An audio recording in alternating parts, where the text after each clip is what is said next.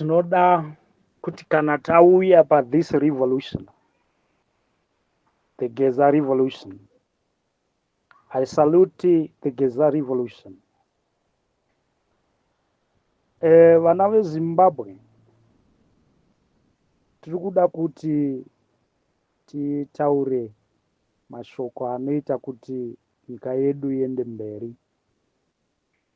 Tisingataurire zveZANU-PF, tisingatarire zveCC, tisingatarire which political organization iripo, asi tichitarisa Zimbabwe nevanhu vayo, our citizens. Tiri kuda kuti tidzokerei kumashure zvishoma patakaita that Chimurenga war. Vanhu vakamhanya nemasango, hama dzikasara mumasango, vamwe vakakuwara mumasango, vamwe vakaremara mumasango.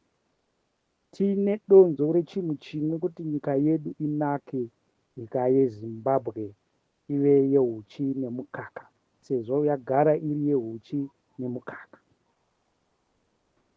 Asi dambudziko rakauya pakudai. Patakabva kuhondo, tauya tasvika muceasefire munana Dzapasi assembly point. Tagara zvino ZANU, ZAPU neimwe yakanga ichinzi yemadzaku yana Muzoreva. Tagara ipapo paitwa integration of armies.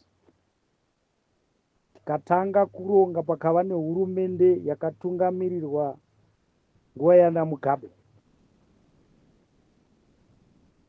Tikafamba makore iwavo,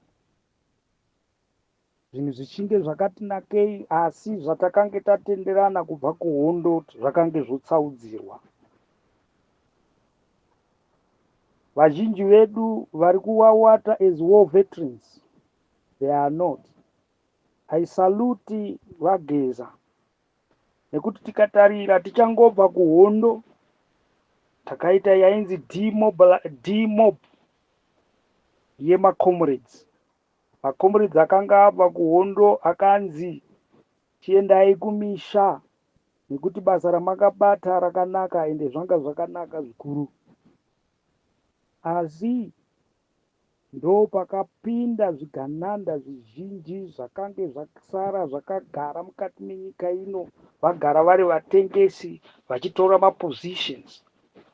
The actual war veterans vakata lie around the country, vari mumaruzevha umo havana kana ruzivo. Even now they can't even notice kuti what is Geza revolution, kuti Geza ari kurwa nekuti vanhu vaone kodzero dzavo. Saka zviri kunetsa this communication kana kufambiswa kwemanzwi viva Geza revolution yaifana kunge ichimhanya zvikuru, nekuti ndo vane donzo revanhu kuti zvavakaendera kuhondo zvive pachena. Zvino nhasi uno tazara nezvigananda, vana vadoko vanozviti veyuthi vanenge vachingopuwa zvimari vachirova vanhu, vachipisa misha yevanhu, vachikonfyuza madhara akaenda kuhondo, ukaenda kumusha uku vana ivava vanomhanya kunge vakaenda kuChimurenga. Asi the true heroes, the true war veterans, ndo vanhu vari kushupika. Iye zvino vanobva vanyeba kumhanya nekumari. Woti iye munhu ari kuti driver zi4x4 anoenda kunopa munhu akarwa hondo kabhasikoro nezvishuga. What is that? Munoona kutsvinya kwakadai kwakanyanya. Saka tiri kureva kuti macomrades, let's rise up, let's give our voice. The voice of the people of Zimbabwe should rise. The voice of the people of Zimbabwe should rise. Ngativei nesimba tibvise zvigananda izvi. Touyawo tiri kuuya atichada kuti our new Zimbabwe ipinde futi zvigananda. Taakuda kuti Zimbabwe itungamirirwe nevanhu vane moyo wokuziva kuti vanhu vakashandira nyika, vanhu vakarwira nyika kuti vawane upfumi vagarike. Vana vari kutambura, vana vari kuita sei nekuda kwezvigananda zvinogara nemari yakawanda mumatura. Nyika isina chainacho. Ukaenda kuhospital, it's a disaster. Ukaenda pamaroads, disaster. Whatever in Zimbabwe, it's a disaster. Hapana chinhu chakanakira chimwe. Saka vana veZimbabwe ngative nemoyo umwe chete, tiumbe Zimbabwe yedu sezvataita tiriko kuhondo, tichiimba nziyo kuti Zimbabwe ndeyeropa panyika nyoro, uri mwana weZimbabwe, kuratidza kuti tese takaendera kuhondo tine donzvo rekuti nyika yedu inake. Saka ndinoti vana veZimbabwe ngatirambe tichisapota this Geza revolution. And I salute Mr. Geza, munhu ane nhoroondo yekutozikanwa kuti pabhesi rakati anga aripo, paposhto yakati anga aripo, akafamba nepfuti yekuti Zimbabwe isununguke. That's why achiona achiisa mazwi akaomarara, haasi akaomarara, mazwi echokwadi, mazwi echokwadi.